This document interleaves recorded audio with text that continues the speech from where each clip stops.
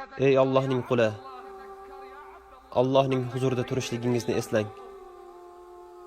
Va Robbingiz sizga biror bir tarjimonsiz to'g'ridan to'g'ri gapiradi. O'ng tarafingizga qaraysiz.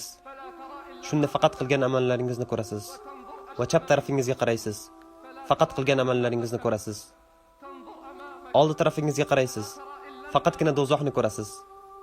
Ey Allohning qullari, yarimta xurmoni sadaqa qilib bo'lsa ham do'zaxdan saqlaninglar. Robbingiz huzurida turasiz. Oz bo'lsin, ko'p bo'lsin qilgan amallaringiz haqida so'ralasiz. Qilgan katta-yu kichik amallaringiz haqida so'ralasiz. Bu umringizni qanday o'tkazganligingiz haqida so'ralasiz.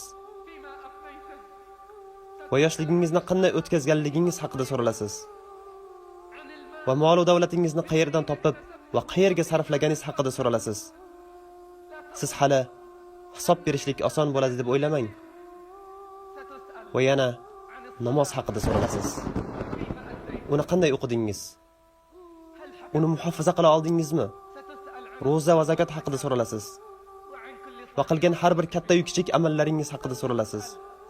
Siz uni aytgan va eshitgan har bir so'z haqida so'ralasiz. Zimmangizdagi haqlar va qilishligingiz vojib bo'lgan ishlar haqida so'ralasiz. Allohning buyruqlari va qaytargan qaytariqlari haqida so'ralasiz. U shunday bir kunki, undan oldin bunday kun bo'lmagan va undan keyin ham bunday kun bo'lmaydi. Va biz mana shu kunga tayyorgarlik ko'rishlikka buyurildik. U kunda kim yaxshilikni topsa Allohga hamd aytsin.